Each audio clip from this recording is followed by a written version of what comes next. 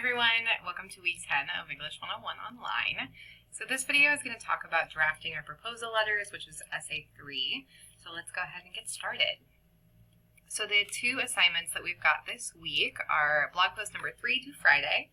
Keep in mind this can be on any of the topics in the blog post list, and then between Saturday and Monday you'll want to turn in a draft of essay 3. Also remember, we are not going to take 2 weeks for revising like we have in the past. Your final draft of essay 3 will be due next week.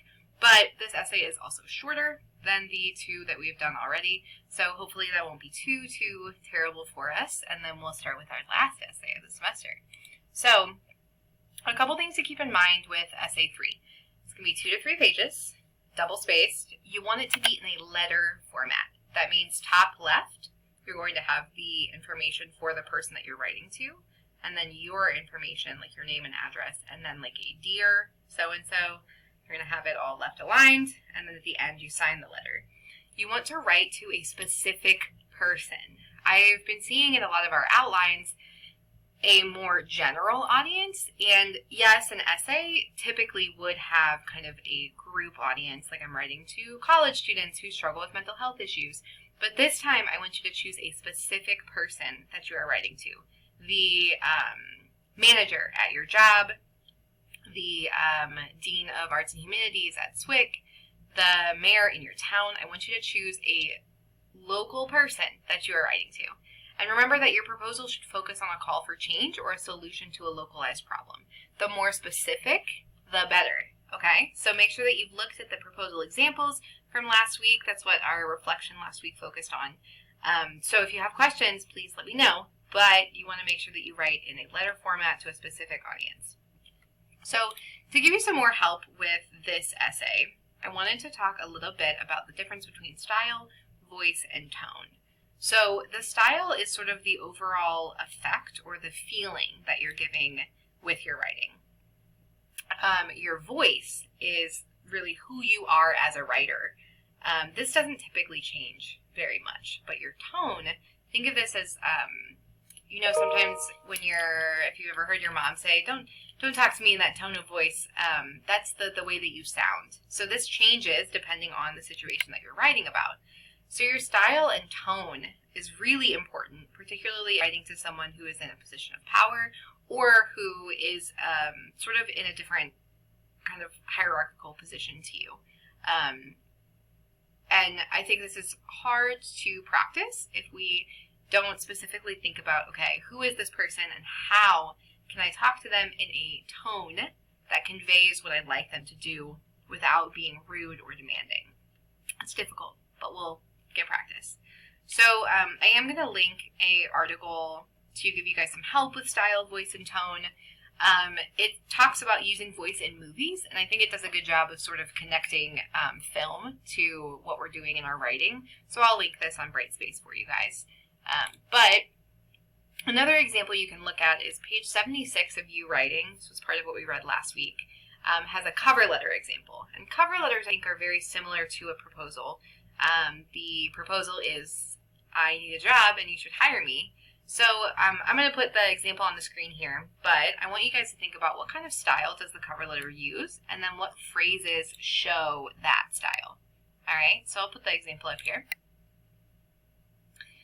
So this person writes, Dear Human Resources Director, I would say if I was, helping the student with a cover letter, I would say a specific person here. Google who that person is and use their name. That can go a long way. As my resume indicates, I have extensive experience managing the grounds and facilities of schools. I would appreciate it if you would carefully consider my application to be head janitor at the Weatherford Public Schools. I'm honest, good with people, and very responsible. I believe this is why I was promoted from janitor to head janitor at Midland Public Schools, which job I presently hold. When there is a problem in the school, I fix it immediately or find out how to get the resources together to get it fixed as soon as possible.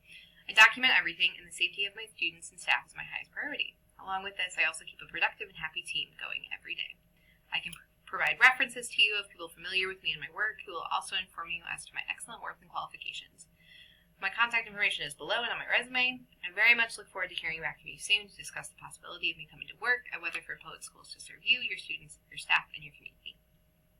Alright, so this is an example cover letter. It is pretty basic, but it essentially says, hey, I am looking for a job, you have an opening, and I would like to persuade you, convince you that you should hire me. So I bolded specific parts of the letter that I feel really conveys this formal style, but also a positive tone. So talking about being productive, safety, I would appreciate it. I look forward to hearing from you. This part to serve you, your students, your staff, and your community. Those are all very positive and probably will have a positive impact on this reader's view of the writer. So I like to think of style and tone on kind of a spectrum. So if I were to place these words from the cover letter, honest, responsible, and excellent, where would I put them between this negative, positive, formal, and informal?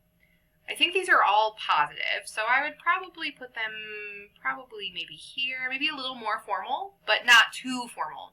So I would say that this quadrant right here is probably where most of us are going to aim for. The challenge becomes, what if you're writing about something negative? So let's talk about some of those. Where might we place words like issue, mess, pain in the ass, hassle, or difficulty? Issue, I would probably say, is formal and positive. Is negative and formal. Mess is probably negative and informal. Pain in the ass, I think, might be way down here. Hassle, probably somewhere here. Difficulty, maybe in the middle. But all of these describe a problem, but they describe it differently. So I want you to think carefully when you're drafting your proposal, what words are you using to convey that something needs changing? And how do you do that without demanding? You're much more likely to get a positive response if you sort of say, hey, I noticed this problem and we could work together in fixing it. And that's what I want you guys to practice in this essay.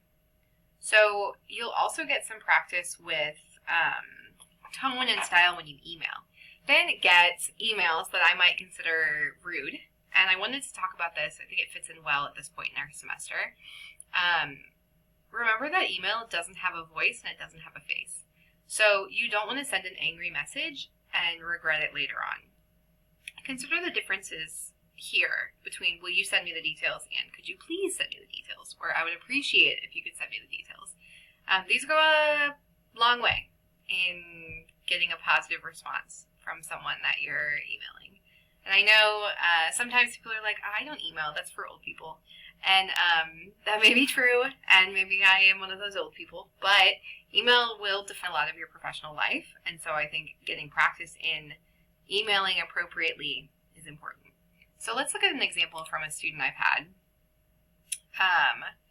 These are two different essays, both asking for a extension or to use a late pass. So the first student says, hello, I'm very sorry for sending this out so late. I would appreciate it if I could do the late pass on our essay draft. I'm very sorry for using 2 this week as I've fallen behind in most of my courses and I'm trying to catch up. Thank you for your patience with me and I hope you have a good night. Now let's compare that to the second one. My essay will be turned in sometime Friday. I need to go to tutoring. I need a little help with my draft. Just wanted to give a heads up, it will be a little late. So both of these are saying, hey, I fell behind and I need help. One of them is a bit more formal, the one above. See also how they have a greeting and a signature? That can go a long way. The second essay too, I can tell that this student maybe was typing in a hurry. Maybe they were writing from their phone because they've got some, like these lowercase i's, they aren't using any punctuation. And they're essentially telling me it's going to be late and that's it. The person above is saying, hey, I'd really appreciate if you could accept it late, kind of identifying that I don't have to. So consider, though, that the reactions to these emails are going to be very different, even though they're asking for the same thing. So that's why it's important to think about how you're conveying the information and how you're asking via email or via a proposal. So our reflection this week is do some practice with tone and style, and I'm looking forward to reading your guys' proposals.